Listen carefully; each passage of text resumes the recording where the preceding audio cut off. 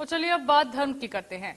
हमारे ऋषि मुनि ब्रह्मांड में छिपी हुई अनेकों शक्तियों के विषय में जानते थे। वास्तु पुरुष में यही व्याप्त शक्ति जीवनी ऊर्जा का प्रतिनिधित्व करती है, जो वास्तु पुरुष में सदैव निहित रहती है। सौर ऊर्जा, ग्रहों का प्रभाव, पृथ्वी की चुंबकीय शक्ति, वायु तथा अग्नि के रूप में जानी जाती है। इन सब का असर हमारे जीवन, घर और कार्य पर पड़ता है।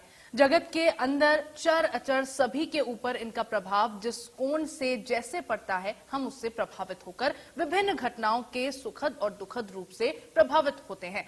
वहीं नकारात्मक ऊर्जा और सकारात्मक ऊर्जा दोनों में अंतर हमारा मस्तिष्क इसको पहचानता है।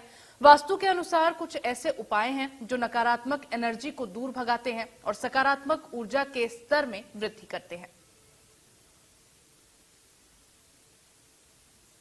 तो घर में वास्तु के नियम बहुत ज्यादा जरूरी होते हैं। सकारात्मक ऊर्जा जो होती है उसकी पहचान भी अब हमारे दिमाग को किस तरह से करना है उसके बारे में जानकारी हमारे मस्तिष्क को होती है। नकारात्मक ऊर्जा से कैसे बचें उसको लेकर भी कुछ बातें आपको बताते हैं। घर के आंगन में सूखे भद्दे दिखने वाले पेड़ नहीं होने चाहिए। अगर ऐसे पेड़ होते हैं तो नकारात्मक ऊर्जा आती है। घर में फूलों के गुलदस्ते को बदलते रहना चाहिए। सूखे हुए फूल घर में नकारात्मक ऊर्जा फैलाते हैं। घर में बंद घड़ियां, टूटे दर्पण इत्यादि ना रखें। पूजा कक्ष में भगवान की तस्वीर या मूर्ति खंडित नहीं हो। दीवारों में दरार और सीलन नहीं होनी चाहिए। घर में कहीं भी मकड़ी के जाले नहीं होने चाहिए। घर में कहीं भी पानी की बर्बादी होना अशुभ माना जाता है। घर के ईशान कोण में झाड़ू, पोछा और कूड़ादान नहीं रखना चाहिए। ये तमाम वो चीजें हैं जो करने से आपको बचना चाहिए, जिससे नेगेटिव एनर्जी यानी कि नकारात्मक ऊर्जा जो है आपसे दूर रहे। ये नकारात्मक ऊर्जा दूर रखने के लिए क्या क्या करना चाहिए वो आपको बताया। चलिए अब जानते हैं कि सकारात्मक ऊर्जा के लिए क्या करना चाहिए।